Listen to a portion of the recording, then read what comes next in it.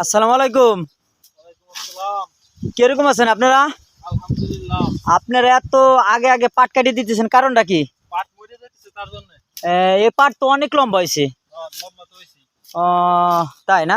বাকি রয়ে গেছে। পাট তো অনেক মোটা হয়েছে, অনেক ভালো হয়েছে দেখি। মোটা হইছে বলি তো মরে গেছে। তাই না? হ্যাঁ। এই জমিতে ছিল কি? জমিতে হলো আগে ছিল হলো পিস। পেঁয়াজ ছিল। হ্যাঁ।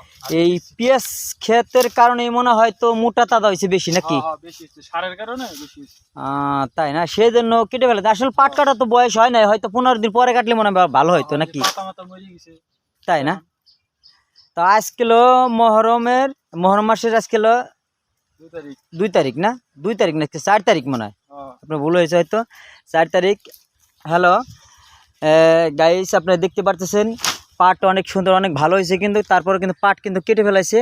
দেখতে পাচ্ছেন পাট অনেক সুন্দর হয়েছে। এই ভিডিওটা যদি ভালো লাগে থাকে বেশি বেশি শেয়ার, বেশি বেশি লাইক, কমেন্টে জানাবেন আপনাদের মতামতটা। এই ছেলেলো ভাগ্নে ঠিক ঢাকা থেকে আইসে আর কি, ঢাকায় থাকতো, তারপর কৃষি কাজ করার জন্য বাড়ি হয়তো পাট কাটা লাগিয়ে গেছে, ঠিক চলে আসে। কৃষিকাজের খুব খুব ভালো লাগে, তার ভালোবাসে, সেই জন্য চলে আসে। ভালো থাকেন, সুস্থ থাকেন, আল্লাহ হাফেজ।